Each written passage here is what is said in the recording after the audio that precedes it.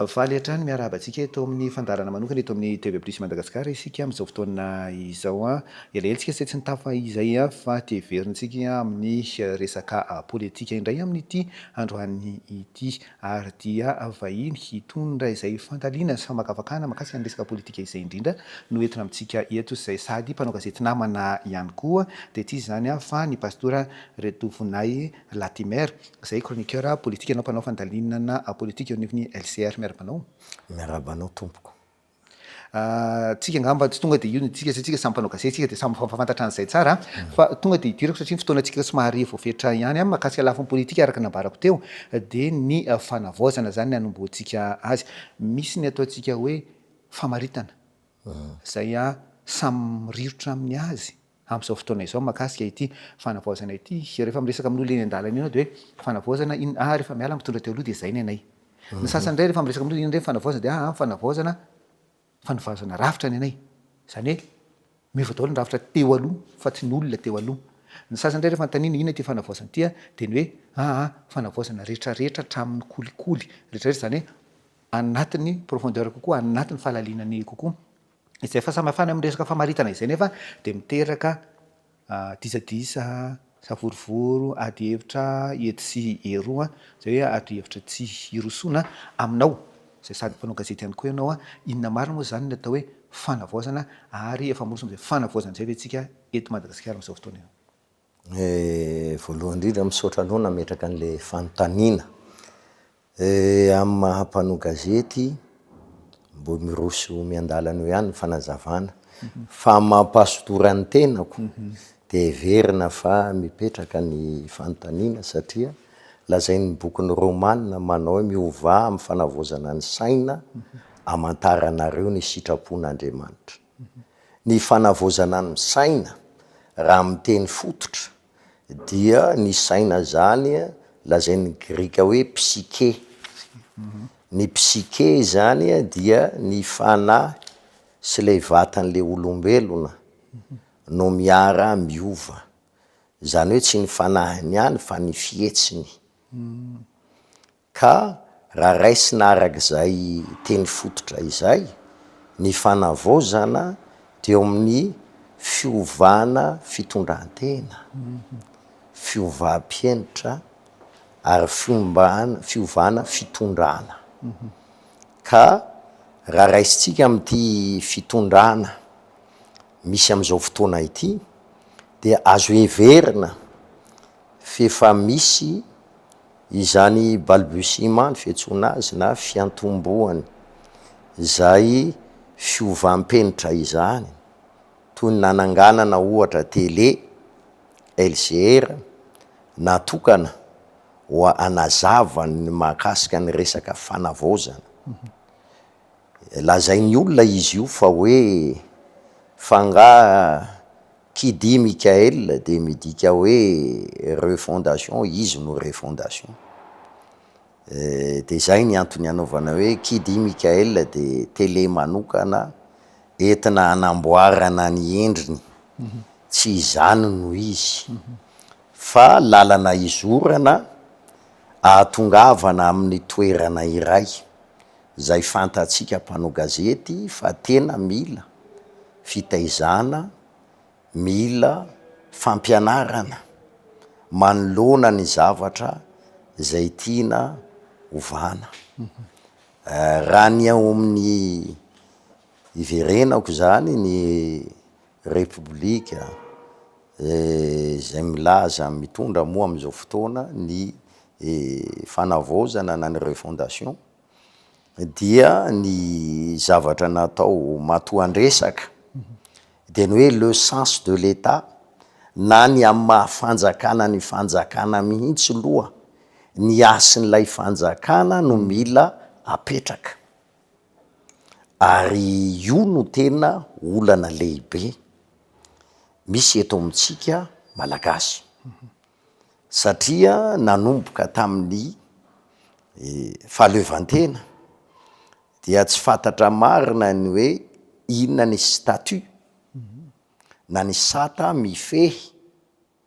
anty firenena malagasy ity. tarafina amin'ny alalan'ireo lalam-panorenana sy amin'ny alalan'ireo tolom-bahoaka maro zay fanehoana ny amin'ireo etaeta na koa ny frustration zay misy eo amin'ny vahoaka zay entina ka maniry ny ho tonga amin'ny sehatra tsaratsara kokoa. Raha iverenako ny any amin'ny colonisation satria tsika nisy niangana foana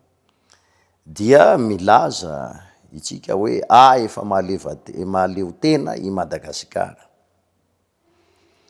Le sens ny mahaleo tena na koa ny fandraisana an'izany fahaleovantena izany de mampiritreritra ihany. Satria raha jerentsika ny sata manao ahoana moa zany zao no mifehy an'ity nosy malalantsika ity. Satria raha araky ny fahalalana azy, engany tsy ho diso ny teniko, dia indépendance dans la communauté. Zany hoe rehefa nanome fahaleovantena ny Madagasikara ny Frantsay, dia fahaleovantena eo am'le communauté, zany hoe eo am'le fitambaran'ireo tany zay tantaniny. Zany hoe voafetra zany. Ka tsy mahagaga raha ohatra ka manana ny outrecuidance ny filoha Frantsay, zany hoe mavita mahasahy mihitsy miteny manao hoe ici c'est la France. Satria misy sata iangany ao. Ary izay ny mahasarotra an'ity le resaka hoe fiadina ny Îles Éparses zay actualité izy am'izao fotoana, ka arangaranga aharihary ny amin'ny hoe souveraineté zany malagasy zany na fiandrianany. Tena manana an'izany souveraineté zany ve Madagasikara raha amin'ny fotoana iresantsika izao? Sa mbola ao anatin'le néocolonialisme zay niadiny ireo grand centre de la négritude, zany hoe ireo ray aman-dreny zay niadiny zony ireo tany nozanahiny, toy ny ry Senghor, ry Aimé Césaire, zay anisany tena tsikimponitra entina ametrahana ny fahaleovantena na koa ny fiandrianan'ireo tany zay mitaky ny zon'ireo. Raha ny zavatra hita manko raha raisitsika amin'ny ohatra manandrify antsika eto Madagasikara, de natao nahoraka ny famerenana ny kiranina ny Karandò any Kobesy, dia napetraka ny cérémonial bling bling am'lay fandraisana an'izany, de nanaovana communication manokana au niveau institutionnel hoe ireo fa en intelligence na koa mifanaraka amy la Frantsa isika. Ny zavatra miseho nefa raha amahay androy agny zany de tononegny, zany hoe fandraisana an'le olona ohatriny hoe tsy izy mba tsy tenena hoe adala. Satria raha ny fahafantarana azy dia raha ny fifandraisantsika amin'ny Frantsay reny malala dia nolazaina tsara fa 50 taona afaran'ity le indépendance na ny fahaleovantena, de omena atsika afaka manao ny accréditation tsika ahafantarana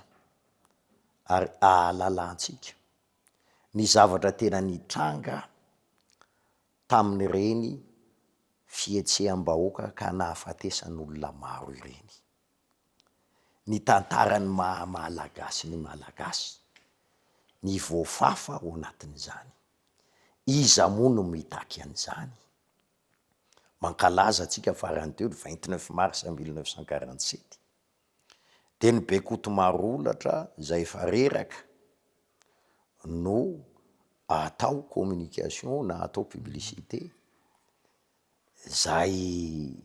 efa fanaon'ny olona zany fa tsy manova zavatra eo am'le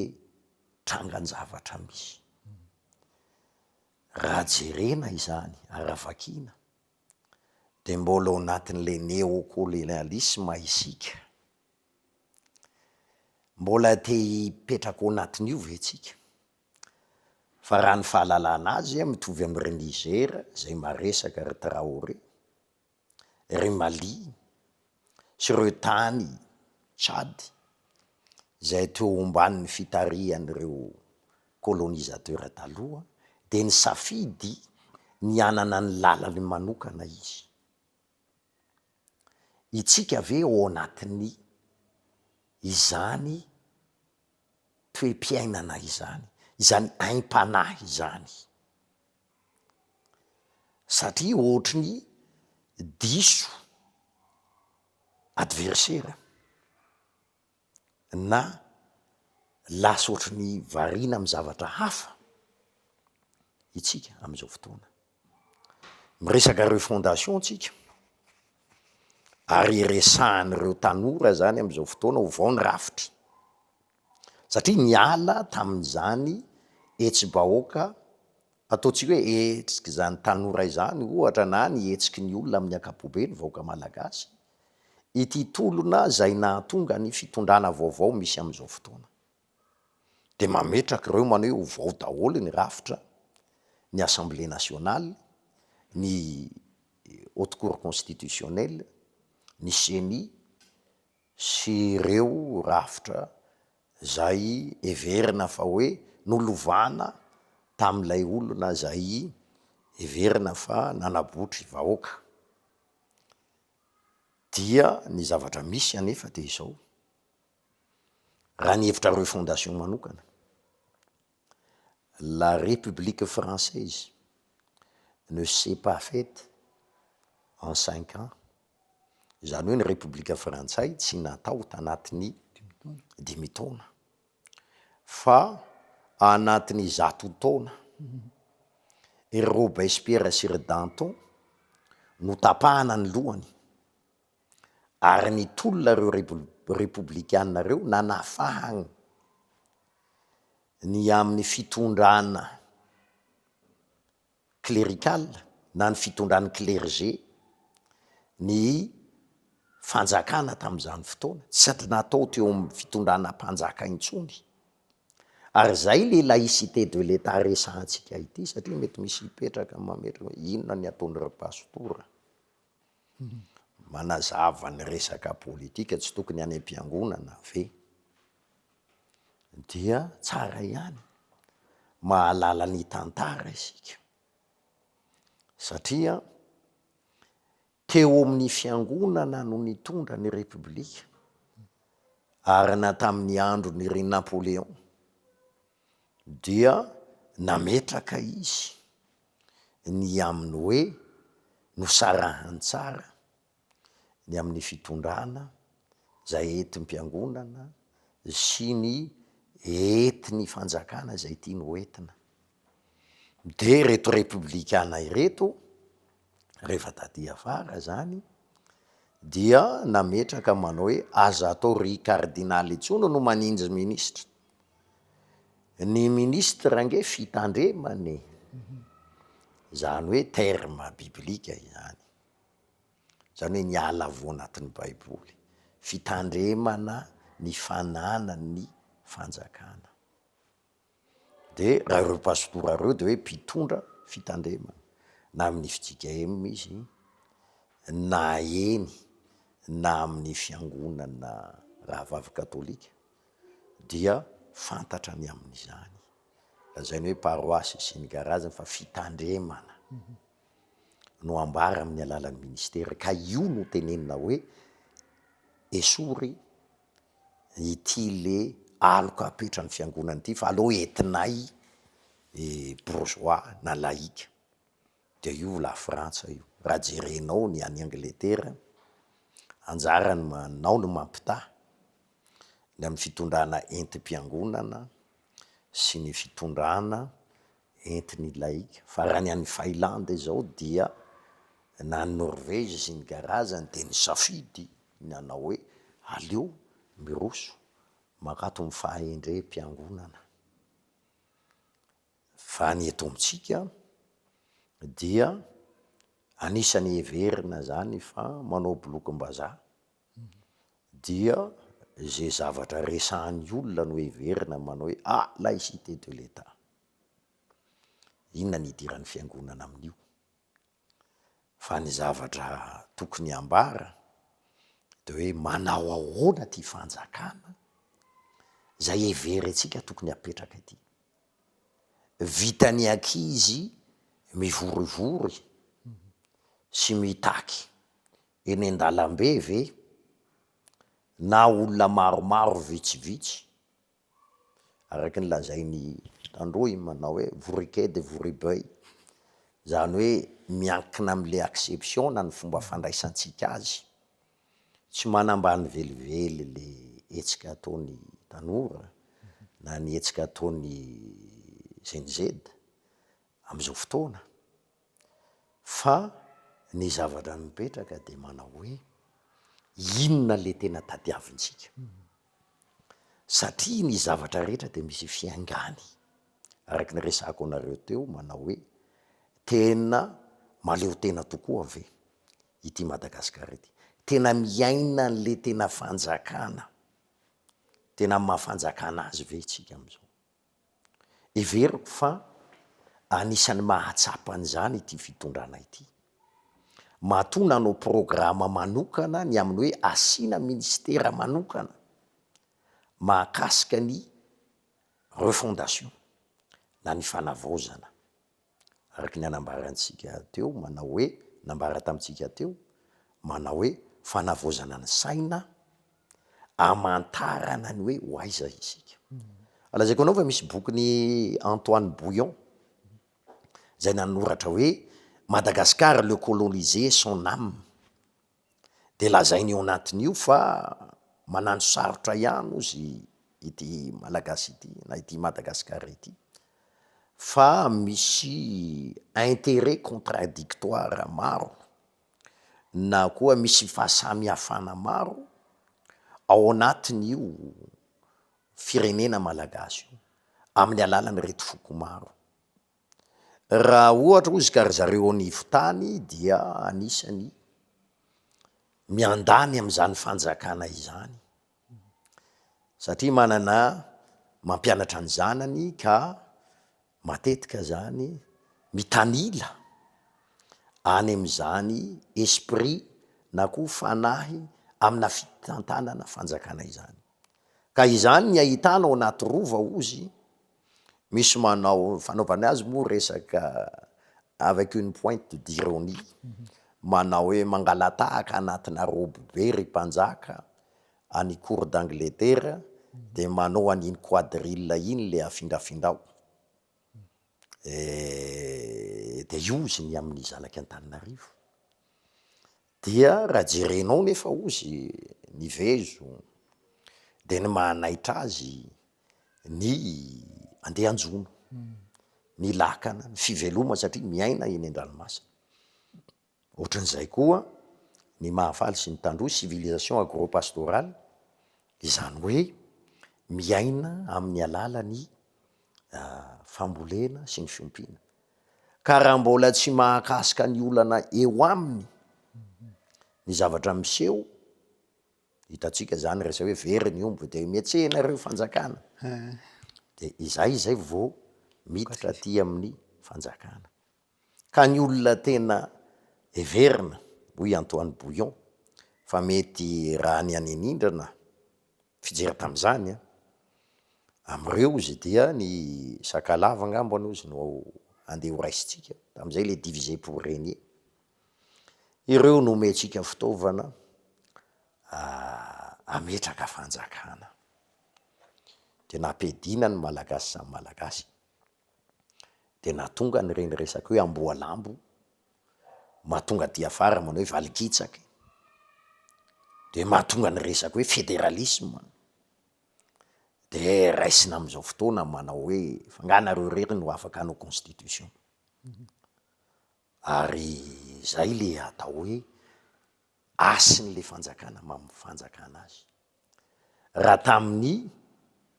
reo république zay nandalovantsika dia misy contexteny daholo izy rehetra reo tamin'ny andron'ny tsiranana, de miala amy colonisation tsika,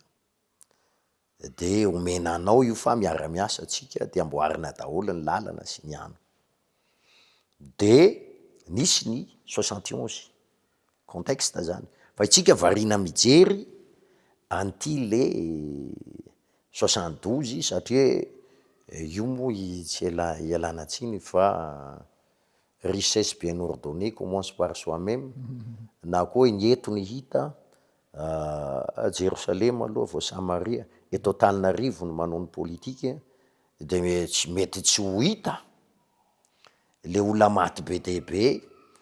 tany amin'ny 1er avril tany Androy tao amin'ny fanjakana PSD, zay reo olona reo nentina anoerana le hevitra néocolonial manao hoe mandoakaratsy, zay nentiny ray aman-dreny Dadamonja. De tsika moa zao manao hoe mizara karatsy, lasa fomba fiteny, fa tam'izany fotoana izany namporisihana manao hoe tsika tsy miaraka zay le rehefa nentanina manao hoe io fanjakana zay misy io tsy intérêt bien compris na koa hoe ny tombotsoa antsika no tadiaviny,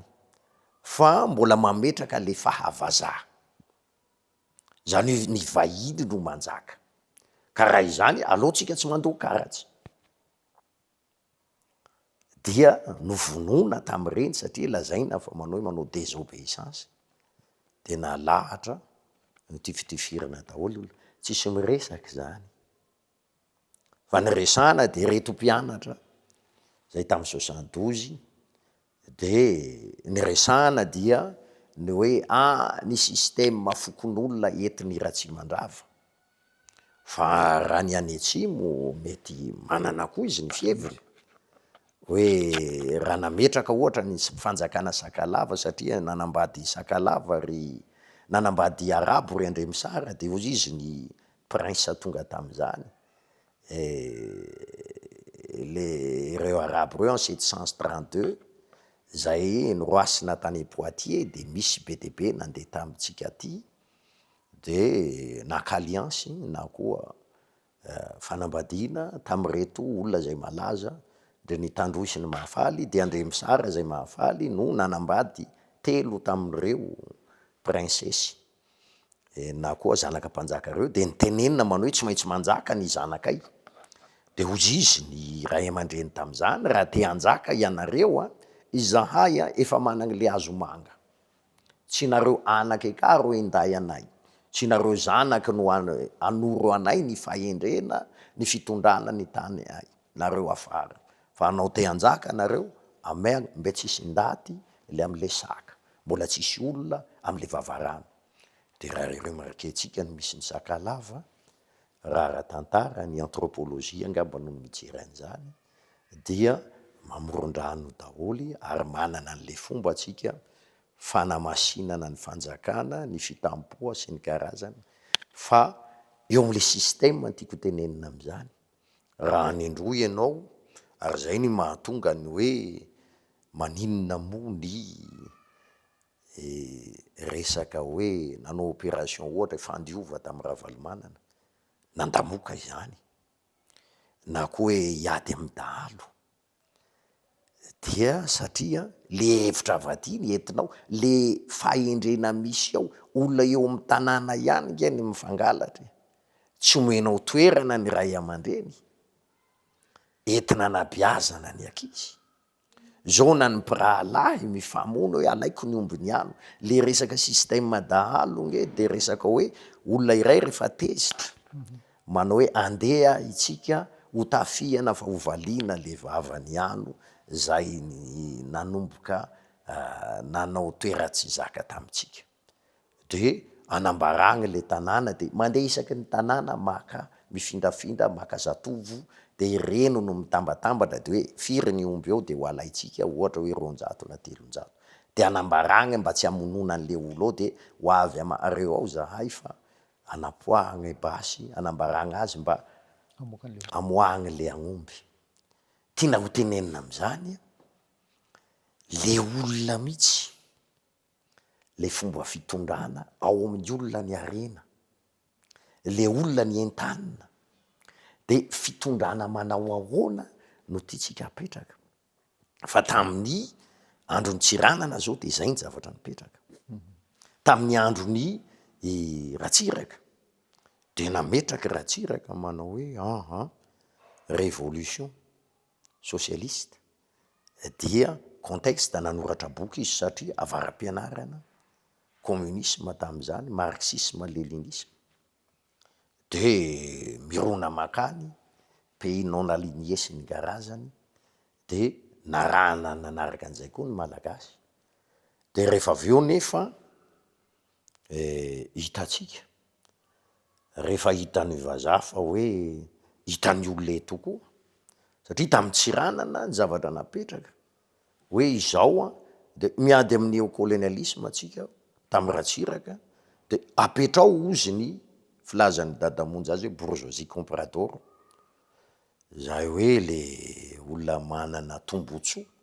amin'ny orinasany zay mipetrapetraka ny province na koa amin'ny fiarina zay misy any amin'ny faritra de nametraka ireo manao hoe avereno eto Antananarivo daholy ny fitondrana ny arim-pirenena de ny vonona tam'zany ny subdivision ny travaux publics zay nanana budget manokana nanaovana ny cantonnage ny lalana fa tsy nila nanaovana hoe discussion be conseil des ministres ela be na nandeha nanao firemifedy tsika izao nandinika manao hoe amboary ny lalana risy ny karazany dia namboarina tany nanana budget nanana cantonnage ny fanjakana tam'zany fotoana ary eo amin'ireo vahoaka de nisy ny arofenitra zay ny arovana azy filet de sécurité à travers na koa amin'ny alalany reny bankin'ny tatsapamokatra zay nahazo préfinancement mena préfinancement ohatra ny mpamboly Bois du Cap any Tuliara na ohatra ny mpamboly Katsaka na ny mpamboly Asy fa am'izao reo satria no tenenina manao hoe avy ny ajustement structurel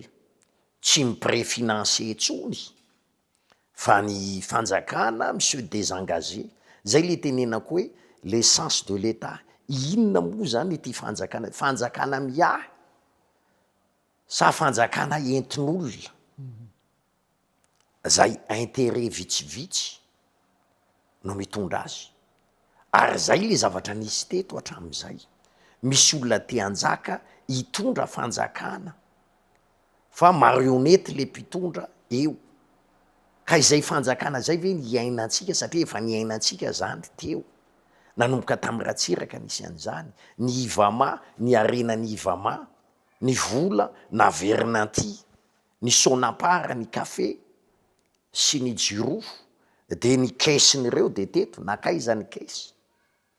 ary raha jerenao fandoroana lavanila tany Sambava ny olona am'izao nge no misikiponitra ny any Sambava de amin'ny heriny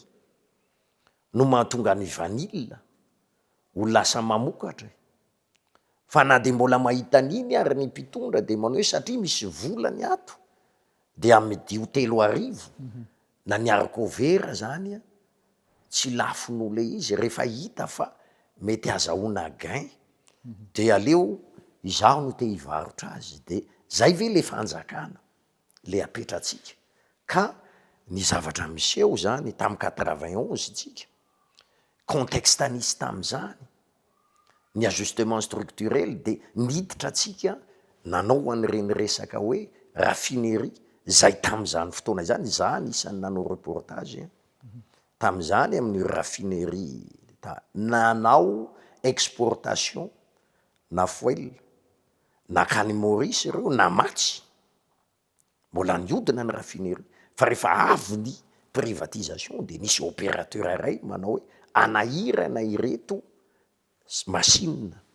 mitondra carburant mandeha aty Tananarivo reto fa mba ahafahako mampiasa an'ireto camion citerne be de be reto allo vidiko ny Madarella de tsy nahagaga raha tamin'ny andron'ny krizy ny rano teto Antananarivo de zay le resaka hoe incurvatus INSEE zany hoe ny fahotana lovana ozy mitambokonao amin'ny tenanao ary mamatotra anao zavatra efa niainanao tany aloha tany lovanao amin'ny pratika taloha dia ozy izy ianao manao hoe amatsy ny ranona Antananarivo de taterina amin'ny camion citerne zany le atao hoe ineptie adalana mihoapapana fa izany rehefa tantanin'olo tokana na olona vitsivitsy no mitantana ka io sens de l'état io i Mikael Andrenirina tsy narery manao hoe zaho ny ataonareo mpitondra fa namaray izy rehefa atao hoe mahita ny tsaratsara ny vahoaka malagasy manana ny fahendrena mahapatrioty azy satria maramila nge io hoe natao hiaro ny firenena ary zay ny antony natonga azy nitsangana rehefa natonga nampiandry izy tao Ankarimalaza de mitsangana Jehova atsangano ny tananao aza manadino ny ory ny fitsanganan'ny kristitianina manoloana ny fahoriana zay miajady amin'ny mpiarabelona izay no natonga azy nandray andraikitra ka nanome ny anjara birikiny au péril de sa vie satria nisy fitifirana nge tamin'ireny zay fantatsika zany tsy atorotsony fa reo rehetra zay mijery azy am'izao fotoana ka mikritika manao hoe tsy arakaraky ny fiheverana azy de moa ve mametraka introspection na hoe manahoana ty olombelona ity tena mitady hoe angorokarena ve ny andehanany io sa tena hitondra atsika am'lay tena fanavozana fa raha ny zavatra hita am'izao nanandrany izy le sens de l'état tany Fort-Dauphin ohatra mbola vao 3 mois 2 mois raha ny fahalalako azy tonga tao Fort-Dauphin izy teo amin'ny fitondrana de nametraka manao hoe ny ristourna alohan'ity QMM amin'ny Fort-Dauphin oka alohany amin'ny commune ny Fort-Dauphin fa lazaiko anao i Mikael nge tsy afaka manao hoe jadona ka tsy maintsy tanterahanao eo marina fa ny zavatra parole d'un président vaulois fa amitsika eto Madagasikara zany tsy évident satria raha mantany ianao any Fort-Dauphin am'izao mbola alefa ty Antananarivo any ny vola satria lalàna no napetraka tam'izany décret navoaka ny fitondrana tam'izany ny commune rehetra zay iasan'ireo orinasa na sinoa izy ao Ambaità ohatra na reny olona manao volamena ireny na ny olona manao mika na ny olona mitrandraka ny Renan-kibon'ny tany dia tsy mandeha eo am'le commune ohatran'izany tany amin'ny commune tany Ianampera fa hoe alefaso aty Antananarivo dia aty Antananarivo namoaka lalàna ry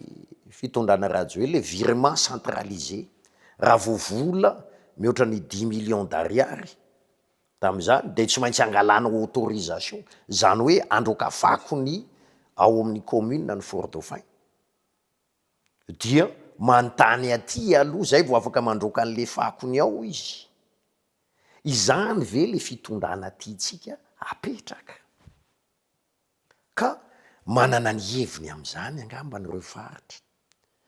zay lazaiko anao en 78 ny gazety ny Latimer Rangers gazety Leclerc nanoratra ny mahakasika ny problème énergétique nosoratany Radimiarson Edmond na Teddy hoy ny sasany efa tsy eto moa tedy fa ny soratany tao de manao hoe ny mikasika ny nahatonga ny bankroute any Sotema, Sodemo, Sumatex sy ireo orinasa rehetra zay nataony deuxième république de tsy avy amin'inona fa avy amin'ny coût prohibitif na koa lafo be zay pratikevany JIRAMA am'ireny orinasa ireny, ampitahana am'ireto vahoaka be eto Antananarivo ny vola alohan'ny JIRAMA any amin'ny province. De asio système de péréquation io hoy gazety Leclerc tam'zany. Mpanao gazety nanao système d'alarme tsy ohatry ny FB tony zay hoe malaky fa ny zavatra napetraky ny gazety Leclerc tam'zany de manao hoe mbola tsy mahazo any Antananarivo ty délestage ty ka tsy ho problème national mihitsy fa problème épiphénomène ty amin'ny province. Ary lazaiko anao tamin'ny fitondrana nisy tamin'ny androna ministre ny ministre fienena Richard de nangatahany mpitondra tam'zany izy manao hoe aza sina délestage eto Antananarivo fa any amin'ny province ny asio délestage. Aloha hiala ozy ray aman-dreny fienena raha izany ny zavatra mipetraka satria ny andehanako eto tsy ametraka manao hoe soja anao maka fa mitovy daholy ny olona rehetra eraky Madagasikara, ny maministra de natao eraky Madagasikara ka raisony ianareo. Ka ny problème mipetraka am'izao zany de le hoe le endriky le fanjakana mihitsy. Nisy von'olo na teto tamy 91 ny tena mpanao gazety tam'zany to anatin'ny gazety Langoro rédacteur en chef tam'zany de fa nanoratra ny amin'ireo concertation nationale 1, concertation nationale 2, ny fivoriana tany amin'ny Folibe Frenzy zay namola volany ny FFKM ry Pasteur Josoa no anisany tao anatin'izany nanao ny lead de nanao hoe constitution manao ahoana de io le constitution ny trafikotena na novaovana araka zay intérêt-ny le mpitondra tonga teo satria nesorina ny parlementarisme zay napetraky Ravony tam'zany fotoana hoe régime parlementaire afaka manongana prime ministre tamin'ny alalany ry Rakotovahiny Emmanuel de hoe ataovy olana ty zavatra ty dia présidentielle fort. De zao ny Assemblée nationale de natao zay mahaboato lettrage. De ny zavatra misy am'izao moa zany hoe angatahana ny fanovana ny Assemblée nationale, anovana ny CNI de ametraka Assemblée constituante. Constitution manao ahoana ka tsy vitany izy ity tsy vitany Trangalela ny raha politika ka hoe milahatra ianao ary io ny problème manisy hatram'izay ka lasa incurvatus INSEE zany hoe voafatotra ary mitambokina ao amin'ny tenan'ny olona noho ny fahotana lovana lasa mali na koa lasa fomba fanao ny amin'ny hoe mitaky zavatra de raha ohatra zay ka mametraka ny mécontentementsnay eny amin'ny 13 mai de tonga de parole d'évangile zany fa tonga de réalisé 72 heures miova ny gouvernement de miova ny gouvernement mahatsara zavatra hoe ho an'ilay ministre zay tonga teo 3 volana ny tonga de ovana afaka 3 volana zay ve ny nandehanany teo za aloha raha izay ny andehanako anaovako ministre après 3 mois tu pars tsy intéressant zany indrindra fa ny amin'ny tena pastora zany hitondra fitandremana de afaka 3 volana ny miala ataoko fa tsy de tena izay angamba nanaovana voady azonao hoe anasoavana an'le mpiarabelona fa ny zavatra miseho tam'ireny Maputo reny de nametraka tsara ny afrikanina nametraka ry Zafelbert nametraka reo serenina nisy tam'zany manao hoe fanga rehefa mivory misy 100 000 personnes ao Antananarivo de i Madagasikara izany ary zay tsy zaka ny olona elana tsiny fa on appelle ça un fruste entendement mety maro ny tsy hotezitra amin'ny tenako amin'izany fa c'est une frustration ny tsy fanekena koa ny amin'ny fahalemena zay misy fa io zany problématika ny eo am'le fanjakana ka mahatonga ny sasany manao maninona ary raha déplacé tsika ity capitale ty fa raha vao misy zavatra tsy tiany olona roa na telo ao a dia ho problème apetao ny fédéralisme dia ny fitondrana am'izao manao hoe asio concertation nationale midira ao anatin'ny latabatra boribory satria ireo ray aman-dren'ny mpiangonana matonga ray aman-dren'ny mpiangonana miditra manao hoe manelanelana mba tsy hifamonono ny zanaky ny malagasy ohatrany nataon'ny frantsay manao hoe andeha ho armena ny sakalava mba ho isiny le fanjakana eo ambanin'ny fitondran'ny frantsay zavatra nisy hatramin'izao dia raha ny fitondrana teo aloha de lana tsiny fa mbola nandray baiko tamin'ny frantsay ty fitondrana ity naneho hevitra andray zay rehetra te anao tantsoroka fa raha raisika fotsiny ohatra afaka manadiady ianao fa ianao journaliste reny téléphérique reny 260 millions d'euros anao téléphérique frantsay no atao inona eto zany azonao fandaniam-bola miopapana ohatran'izany satria ny zavatra misy hoe ahoana fotsiny ary io no natonga ny ry Isabelle de Lattre menatra teto rehefa nazavaina ny mahakasika ny resaka hoe fampiasan'ny vahiny koa ny vola nareo financement zay mpifinanceny ry zareo eto tena mampandroso ve samy tanan'le olona mbola ao amban'le fanjanahana zany ny zavatra miseho ka fanjakana manao ahoana no tian'le malagasy satria tsy vitako za sy anao rery tsika zao 30 ans de journalisme hita daholo reo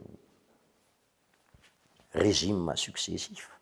zao hoe lere sy ny karazany frustration daholo zany izany hoe le zavatra amertume na otripo